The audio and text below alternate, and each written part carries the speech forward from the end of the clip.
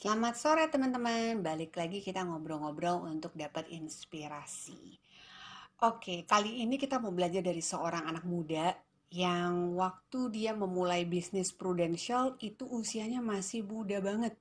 Baru sekitar 20 tahun, masih kuliah di semester 5 teman-teman. Dahsyat sih kalau menurut saya pribadi ya. Jadi waktu itu gimana sih awalnya dia bisa memulai bisnis Prudential? Ketika dia diajak sama temennya, mulai dari obrolan ringan, terus sampai akhirnya dia diperkenalkan dengan sistem bisnis di Prudential, dan akhirnya dia mau mencoba untuk sukses di Prudential, itu awalnya sebenarnya dia memiliki motivasi yang seperti umumnya anak muda lah, teman-teman. Jadi dia ingin membahagiakan orang tuanya. Meskipun dia adalah seorang anak bungsu dan masih muda banget gitu kan, gelar S1 juga belum ada, tetapi ketika dia mengetahui bahwa di bisnis Prudential itu siapapun bisa berhasil asalkan memiliki tekad dan keinginan untuk terus belajar, maka dia pun akhirnya mencoba memulai bisnis Prudential. Dan memang selain dia ingin membahagiakan orang tua, dia memiliki tujuan. Bahwa saat dia mengetahui bahwa nature dari bisnis Prudential itu adalah asuransi jiwa, maka di situ dia terbuka wawasannya bahwa melalui bisnis ini bukan hanya uang yang didapat, tetapi dia juga bisa membangun orang. Dia juga bisa membantu orang, bahkan melalui perencanaan keuangan, advis-advis perencanaan keuangan yang dia berikan kepada klien-kliennya, di situ dia bisa membantu banyak orang, teman-teman. Jadi mungkin standar lah ya kalau misalnya katakan nih ada saudara atau teman baik kita yang sakit gitu kan ya. Atau mungkin ada yang maaf tertimpa musibah gitu. Mungkin pada umumnya ya kita sebagai saudara dekat ataupun teman baiknya kita biasa memberikan uang gitu ya, atau ya support apapun yang bisa kita berikan. Namun umumnya jumlahnya sangat terbatas. Tapi ternyata yang ditemukan oleh Fandi, oh sorry Di, aku belum sebut namanya ya, jadi anak muda ini namanya Fandi.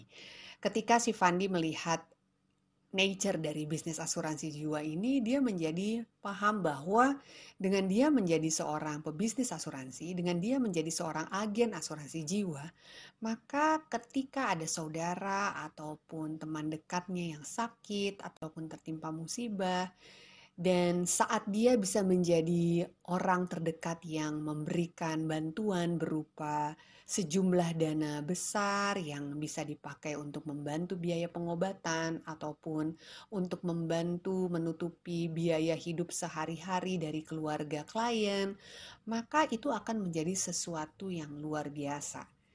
Dan inilah salah satu alasan yang memotivasi Fandi sehingga dia bisa terus berkembang di bisnis asuransi jiwa ini. Dan bukan hanya itu, ketika dia mendapatkan wawasan bahwa dengan sistem bisnis Prudential, Fandi bisa bukan hanya tadi ya membantu memberikan nominal yang cukup besar ketika klaim cair gitu ya. Tetapi dia juga bisa membangun orang gitu. Dia bisa membangun sebuah tim. Dia bisa merekrut teman-teman, orang-orang terdekatnya untuk sama-sama sukses di bisnis ini. Dan orang-orang itu bisa berkembang, baik itu secara karakter ataupun secara materi. Itu sesuatu yang berharga bagi seorang Fandi dan dia melihat bahwa inilah yang bisa dia lakukan dalam hidupnya, memberikan value bagi orang-orang terdekat ya, bagi masyarakat luas gitu melalui bisnis Prudential ini. Yaitu membantu ketika orang-orang terdekatnya mengalami musibah dan juga bantu atau ikut jalan bersama-sama di bisnis ini di mana dia ingin melihat perubahan dari partner-partner bisnisnya, baik itu dalam hal karakter maupun dalam hal materi. Jadi luar biasa sekali ya teman-teman. Kalau saya sih melihat pelajaran yang saya petik dari kisahnya Fandi di sini adalah bahwa walaupun dia saat itu masih muda, walaupun saat itu dia masih sangat minim pengalaman dan sudah tentu belum punya modal ya teman-teman ya, orang kerja aja belum gitu ya, walaupun pada saat itu dia memang sudah part time sebagai teknisi komputer gitu ya, sesuai dengan background pendidikannya, tapi ya tetap aja lah untuk memiliki modal menjalankan sebuah bisnis yang besar, sudah tentu dibutuhkan modal yang juga tidak kecil ya.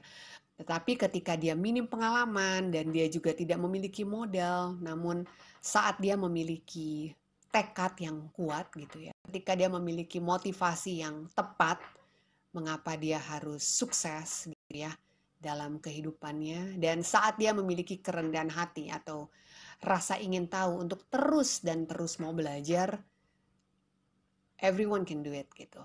Semua pasti bisa ya, termasuk anak kuliahan semester 5.